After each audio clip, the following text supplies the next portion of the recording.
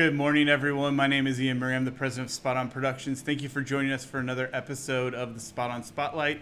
We have candid conversations with leaders in business and the video industry. I'm really excited about today's guest. We have Kendra Rameriz joining us, and she is an expert in all things digital and HI. Thank you so much, Kendra, for joining us. Hello. So today we're going to talk about AI and kind of how businesses can use that for efficiency, just a bunch of different ways. So I want to kind of just dive into that and see, what your thoughts are. So tell me how AI is a valuable tool. How are businesses using that? Is it going to replace people? What does that look like? Yeah, and that's the thing that I get asked often, right? There's a lot of fear in regards to AI. Like, is this going to replace me? And the thing that I always come back to is it's the person who is willing to use AI tools versus the person who is not willing to use AI tools. That's the person that's going to replace us, right? It's going to be the person Mm-hmm. that's willing. So it's not about replacing us. And the way I view it is it's the human in the loop. AI needs us, right? It needs, training, guardrails, prompting. It needs us. So having the human in the loop. I love, the analogy of the Iron Man, right? Tony Stark, the human, is amazing. And then his Iron Man suit, is amazing. But when they're together, they're able to achieve so much more. So I want us all to really look at it through that lens versus replacing us. And it's about AI is not coming for your job, AI is coming to your job. And we experienced this when I started my business 19 years ago, digital. We had the same thing happen. Everyone was panicking, like, oh my gosh, all the jobs, what's going to happen? And then what happened, Ian? They're still there. They just changed. Yes, a whole new set of jobs, right? 19 years ago, there's digital marketing managers, social media managers, all the things. And so now, right, there's going to be a new set of jobs. And I encourage everyone to really start looking at your job descriptions and making sure you're integrating AI into your job descriptions because, like, I won't hire you if you don't have the willingness to use AI or playing around with it or some level of experience with it. And that's something we all need to really be thinking about in our organizations is our workflows, our job descriptions, and how we operate. Absolutely. So within that, how would somebody get started? This is a new frontier for a lot of people. How do you get started with AI? There's so much out there. Yes, it's overwhelming. It's overwhelming to me. I read it on a regular basis and use the tools on a regular basis. There's over 200,000 AI tools. So anyone that says they're AI expert, run. Yeah. Because I see there's those just, on LinkedIn we're, all the time. It's like here's five yes, or ten tools for this and five or ten yeah. tools for that. Yeah. We're all learning. We're all learning. So where do you start?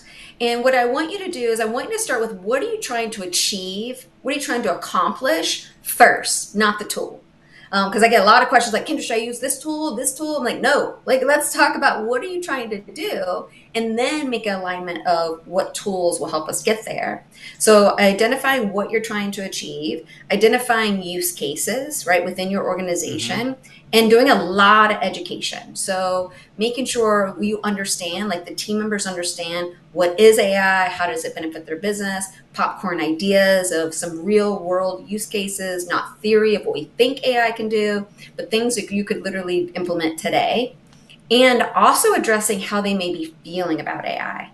This is really important. It's something that I talk about everywhere I go because if we're not asking our teams how they're feeling about AI, we really need to do that and understand and meet them where they are because the fear, because like as an organization, and if you've got leadership starting to look at AI, you're going to make employees nervous. So Yeah. bring them along on the path of how are they feeling, truly ask them how are they feeling, address concerns and say, hey, as an organization, we're rolling out AI because we want efficiencies and we know you're overwhelmed and burnout and there's not enough humans to be hired right now to get the work done. So it's more an efficiency standpoint from that regard. But making sure you're communicating with that with your teams, and really meeting them where they are and getting them playing with AI. some of the AI adoption things that we do is instead of starting in and deep diving from a business standpoint, we'll just play and do some fun things, right? Like write a song using your kid's name, write a bedtime story with your grandkid, right? Build out an image and ask your kids like, okay, what's your favorite animal? What do we want the animal to do and all that? And then go create images and like by playing, they're learning. That's And we have fun. found that that has worked really well when we're really starting to, lay a foundation of AI in an organization. I think that rollout piece is really important too, and it's not, hey, here's everything all at once. It's too much, too fast. It's Yes. like let's start with little baby steps. Make sure people are figuring out easy wins up front, and then build into like that bigger overall company Yep. strategy. So we Agreed. mentioned starting with your the end in mind. How do you want to use it? What are maybe some good universal tools for people to start with? What are your top three AI tools that you play Yeah. with? Yeah. Ooh, top three. I have so many. Oh, I have a whole tool list. So I would say, ChatGPT is just an easy entry point for all, Yeah. to get in there and to ask a couple of things and when you're in the thought of can AI help me do this, go ask it, right? Like, hey, can you help me think through this? Can you help me brainstorm through this? What else am I not considering, right? Go ask, the AI. So I think ChatGPT is a great one. It's just, easy, friendly to use. And then I would say Claude. I'm really, really enjoying Claude right now. Okay. And Claude, the reason why I like Claude is on the left-hand panel is the prompting, and the right-hand panel is actually building something for you. So back to start with the objective in mind before the Mm-hmm. tool. If I want to create an interactive dashboard, I'm not going to use ChatGPT for that. I'm actually going to use Claude for that because it's more of a builder. Okay. So it can build web pages, apps, dashboards, interaction, format things. So like I built a kind of a quiz and I wanted it formatted in a certain way. And so I went into Claude and wrote my, prompts, and then I could see it literally building the format that I was asking on that live panel. And then I could just say, oh, can you tweak this and add boxes here? And as I'm typing, it's literally It's editing on the other crazy. side. Like it's crazy. It's so It's crazy. crazy. And then I'd say my last one, oh gosh, Tango. I love Tango. If I could get $1 for every time, because I've been using Tango for a long time, and Tango's been around for a long time. And it's more of if you're in a situation where you're needing to do a process document and you're having to step by step take someone through something, right? It's setting on your desktop, Mm-hmm. and maybe it's a piece of software, and you want to tell employees, how to navigate it, or clients how to navigate a portal, and you're just step by step, right? So what happens is normally manually we go and we use a snipping tool or a snagit tool, and we screenshot the little image, and then we Yep. write what we did and screenshot and write and screenshot and write. It's very time consuming. So with Tango, it just sets on your desktop or browser. It watches what you do. It screen grabs what you did and writes what you did, and then gives you this awesome PDF of all that information. And it can be edited. So if it didn't quite get all the little steps, Mm-hmm. you can go in and edit. If you need to blur something out on the screen for confidentiality, you can do some blurring. It's been really, really fun to be able to do that for any kind of workflows. I was actually just looking at Tango last week because we're trying to help clients understand how we want them to use a edit review piece of software. I was like, we got to try this out because here's three things we need to show people how to do on a regular basis. Here, here, here. I was like, I'm gonna try this out. I haven't done it yet. It's on my Yes. list for this week, but very powerful piece of technology. One cool thing too is just you can use the tool like you mentioned to tell you how to use the tool better.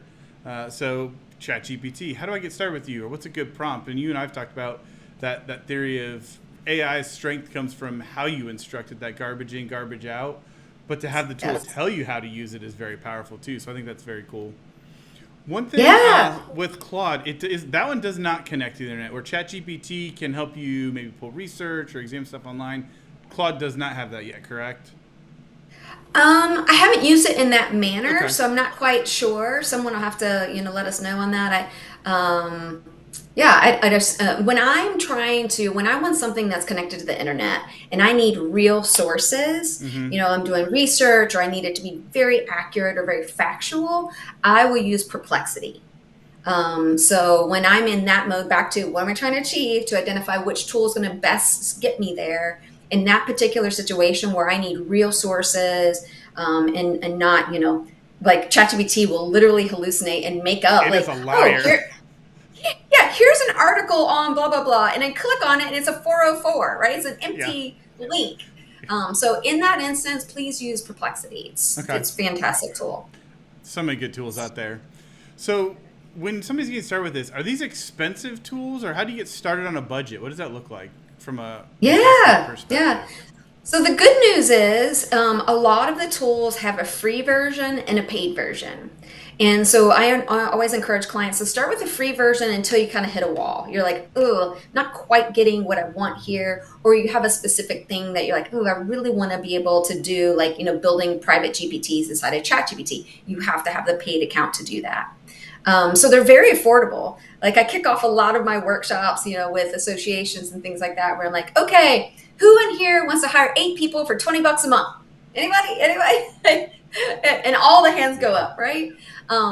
So the fact that we can, add team members Mm-hmm. to our team for $20 a month is worth it. It's so worth it. So I have a variety of, just some of them are free, some of them are paid, where I'm always kind of pushing the limits of, different tools, and seeing which one, resonates and which one kind of deserves that paid version. Now, the paid version does give you privacy. So what I always ensure is, if you are on the free version, please understand you are the product. You're the guinea And what do pig. I mean by that? Right? What do I mean by that? What I mean is, anything you're feeding it, it is training off of.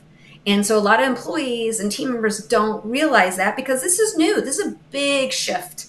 This is as big as the shift when, internet started, right? It's Mm-hmm. going to impact everything that we're doing. And so being really, really careful of personal identified information, sharing any strategic information, intellectual property, financials, data in the free version. So be really careful with that.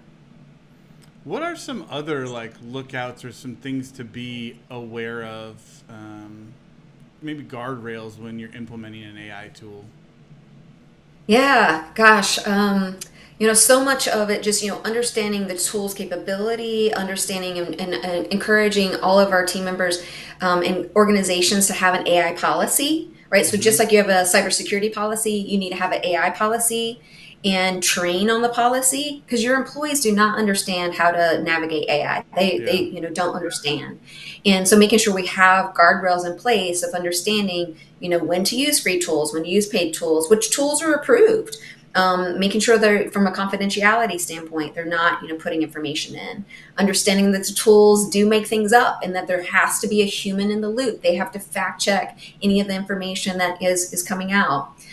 Privacy and security is a really big concern. So making sure you're using the paid version or tools like Microsoft Copilot, right? It is a what I call moded AI, right? It's Mm-hmm. not going to send its information, back to the AI. It's within your enterprise.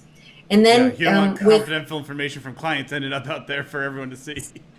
Exactly, exactly. And then, understanding that it's bias, right? So when the models were originally trained, I always think of it kind of like Pac-Man. It went and ate, right? A whole bunch of data, anything it could get its hands on.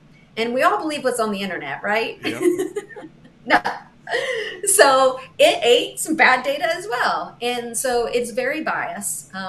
I spoke at a women's conference. I'm like, oh, I'm going to go create an image of a CEO who is a female in a large organization. And I said, give me an office environment, all the details. And it kept giving me a man, even though it was very specific in my prompt of a female CEO, Yes. large organization, office environment, all the things. In a day and a half, because I was like, I'm going to Yeah. keep, I'm gonna get because, this. I'm going to get it, right? And we're going to keep, and we're training it. So as you are working with the AI, like I kept telling it, no, that is not what I'm asking for. What I'm asking for is a female, and you keep providing me a man. And then when it finally got it, a day and a half later, I was like, great job. This is exactly what I was looking for. So we have to understand when prompting, we're chatting with it. Yeah. Just like if you hired a human on your team, you're going to tell the human, hey, great job, you did exactly what I want.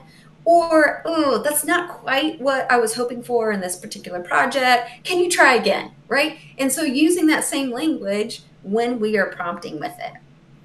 I think an interesting story I read that's along the lines of what you mentioned too, just being careful about the outputs. The lawyer who went to trial court with an output Yes. from AI and it made up case law, and judge like, yeah, Yes. no, Right. it's a Exactly. crazy, Exactly. it's a crazy new world out there.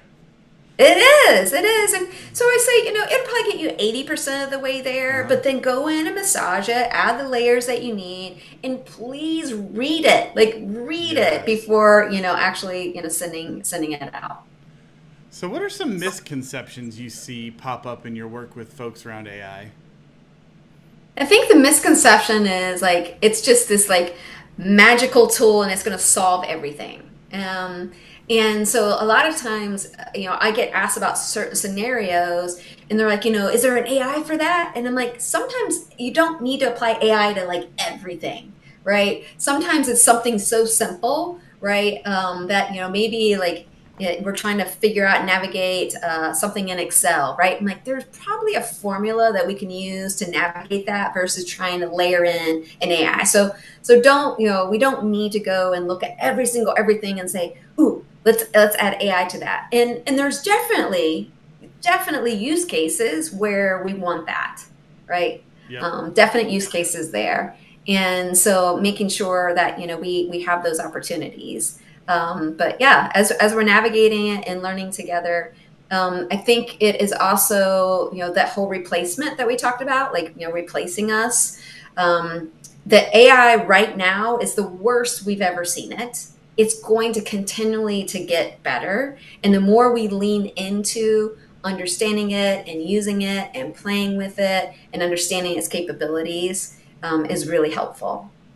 Yeah, I think that's an important point. I mean, it's a learning process, and one of the fun things we did as we were learning is I got into Chat GPT and started just playing around to create my own GPT, and we Yes. got it to a point where from not replacing people, but from an efficiency standpoint, we were able to create a GPT that helps the sales staff take transcripts from calls that we have with customers and help us write the content for the first 6 slides of our sales documents to say, what was the client saying? What were they looking for? What were those objectives? Now, again, to your point, you still have to take that. It's 80% there. You got to tweak it a little bit. But, it saves 30 plus minutes of time being able to go through that, recap what was talked about, not have to watch it 10 times to pull that information out. So I think that's really been helpful for us. Has there been any other success stories you've seen where clients or yourself have been able to take ChatGPT and have a success or build some efficiency into a process? Yeah, every day, and it's in every department, right? So like taking sales example, that's a great example. That's a great use case. In sales, in nonprofits, right? Like grant writing, Mm-hmm. and also in sales, you can go in and role play and do negotiation strategy. Like, hey, here's what we're trying to negotiate. What else should we be talking about? And role playing, with That's that. cool. Yeah, any content that you can ever, imagine. And then those private GPTs are fantastic for organizations that, maybe they're, small to mid-size and they can't afford an HR manager or, certain aspects of certain roles, and building a private GPT to just load in all the things, from an HR standpoint, employee handbook, onboarding, how to's, benefits, vacation, all your policies, all the things, and then allowing, team members to engage with that and get answers. And a lot of times in working with organizations, they're like, yeah, we don't have an onboarding plan. Like, okay, well, let's start there. Yeah, that could be helpful. let's so one, checking to see like, okay, what are things, because every organization I've worked with, there are things sitting on their desk right now that have been sitting there for months. They need to do it and they just don't have time. And so I usually ask, like, let's attack a couple of those. Like, what are they? And they can be super simple, like writing a comp strategy, writing performance reviews, writing the onboarding plan, writing job descriptions. It doesn't need to be like heavy and daunting, Mm-hmm. in doing that. And of course, we're just talking about the off the shelf stuff. And you can always do like the, semi custom AI or fully custom AI tools as well. And so being able to see, those, so it's just going to continue to, evolve beyond just using it from a writing standpoint and efficiencies and productivity. But right now, your big bang for your buck is in those roles. Yeah. I've even used it for stuff from a kind of operations, but kind of sales too, to say, give me 15 headwinds affecting, customers that are in this industry that sit in this seat in the organization. Okay, here's the headwinds. Okay, now give me 2 shocking statistics so I can prep for a conversation with the client to better understand what those pain points might look like and how we might be able to help partner with them to solve some of those. So that's been a really incredible tool too that saves a ton of time instead of website diving and trying to find trade publications. So Yeah, I love that. That's probably my number one use case is I brainstorm with it constantly to the point like several months ago, it's like, I enjoy collaborating with you. And I was like, I enjoy collaborating with you. Thank you. Like, I'm always polite to AI too. I'm like, thank you me so too. much. And I use Me too. please because you don't know if it becomes aware. I was the nice guy. Yes, exactly. Exactly. Yes. Same. It's the Midwest values in us, Yes. right? Yeah. Just Yeah. in case, we're Agreed. going to make sure we use our please and thank yous. Yes, exactly. Exactly. So Yeah. how do you Yeah. see the future of AI evolving? Like you said, we're still, it's the worst it's going to get. It's going to keep getting better. How do Yeah. you see that evolving in that digital space and the marketing space and the business efficiency? What do you see coming in the future? Yeah, I'd be a billionaire if I could tell you what's going to Oh happen in the yeah, future, right? I wouldn't be on this call. What trends do you um, see coming but that are so, 6 months out? definitely more into like the AI agents, right? That Mm-hmm. that's really of the AI agents that are able to to do work and execute work, meaning like being able to go and make purchases on my behalf. Like I see a vision where I just speak to my AI and say, hey, I'm traveling and I need a new pair of pants, and this is a pair of pants that I'm looking for. Go find these pants, purchase the pants, get them shipped, get them paid for, and That's so that's a crazy. very very like skinny, easy thing to see, right? Mm-hmm. There's a lot of kind of those AI agents that we will just like give them a task and they will actually go all the way through the loop and get completed. And then search is being impacted greatly. Yeah. We're seeing a decline, from a Google searching, because I know like from using the tools for several years, I don't use Google very often. My go-to is I'm going to the AI tools versus Google search. Now Google search still has its place, and they're Mm-hmm. trying, especially with the AI overview, where they're answering people's questions. So from a future standpoint, if I were an organization, I'd be really, really looking at search and where do we need to be optimizing for, and training the AI on your business, right? So back to, I said, don't give AI your private things and intellectual. But on the flip side of that, you do want to give AI the things that you do want the AI to know about you and your organization. So as people are using it, you're the one potentially coming up in those prompts and those outputs from those AIs. But yeah, it impacts every single department, and we're always able to come up with use cases. It's not uncommon for us to walk out with 50 to 100 use cases, and working with organizations. And so meeting with teams and Yeah. understanding what's a manual thing you're doing right now. It's repetitive, it's boring, you don't enjoy doing it anyway, it's time consuming. Let's think through that and then figure out, could AI potentially be a solution there? And looking at all your workflows, right? Because you're going to not just add AI to your current workflows, that workflow should change, Yeah. right? It shouldn't be 30 steps to get it done, right? It should completely actually change. And so with that is about change management. It's about human behavior, getting people to understand. Every room I'm in is a bell curve, right? There's people like me on that end that are like geeking out, using it daily, all the way to the other side of the curve that like refuse to use it.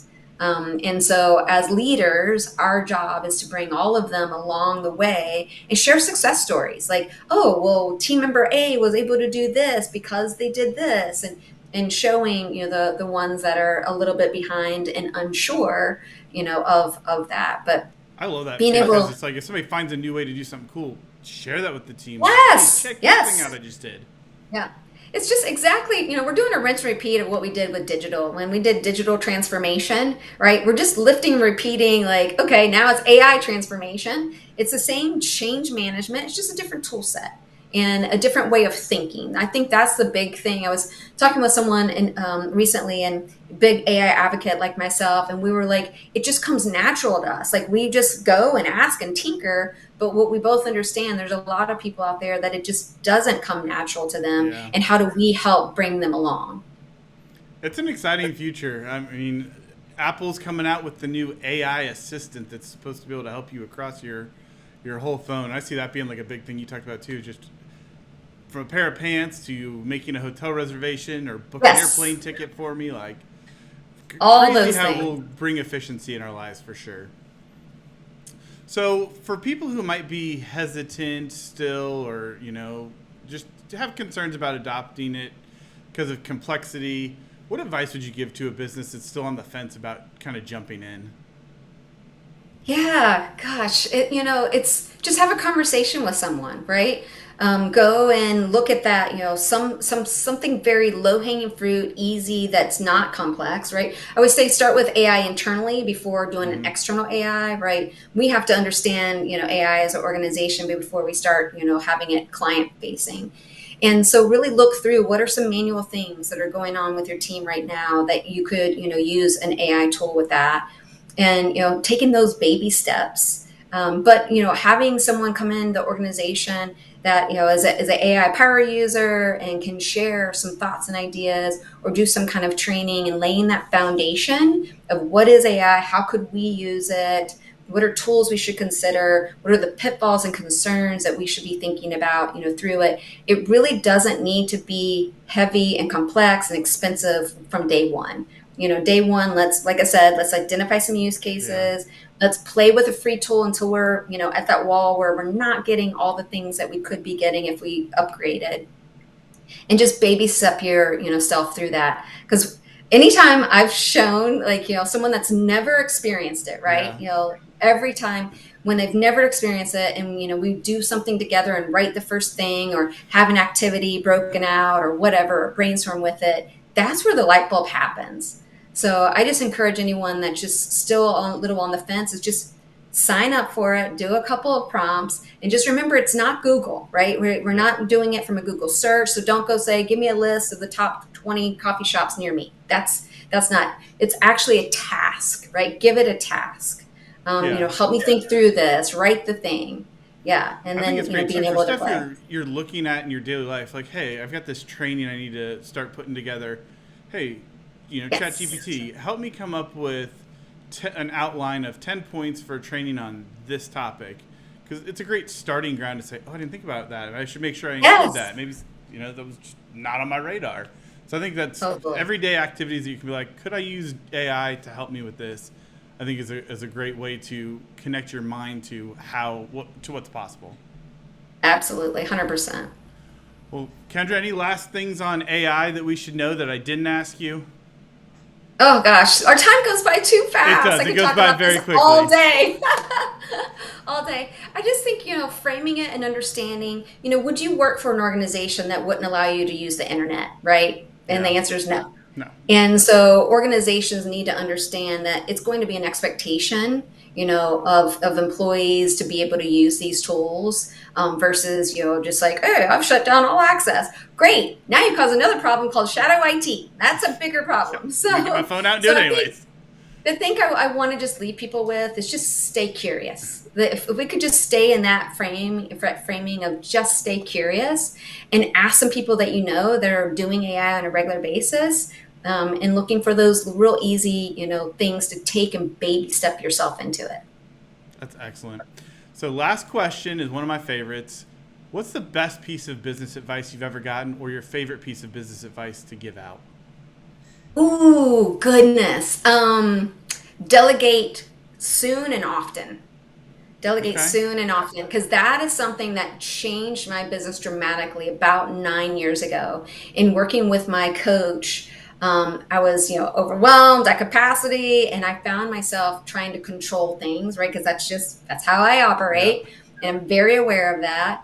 And he's like, okay, let's start letting go of some of these things, and let's start, inching through, like, why are we hanging on to this, and really understanding my own human behavior.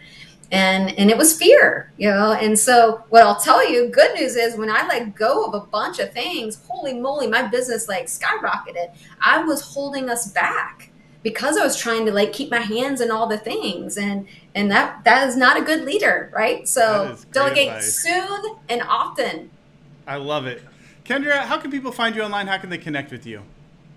I'm super easy to find. If you look at Kendra Ramirez and kendraramirez.com, and be sure to follow me on LinkedIn as well. Excellent. Kendra, thank you so much for your time. It was very insightful. I'm excited to jump into Tango and try that out, and also check out Perplexity as a new tool. So thank you so Great. much. And thank you, everybody, for joining us on the SpotOn Spotlight. We'll be back soon. Bye.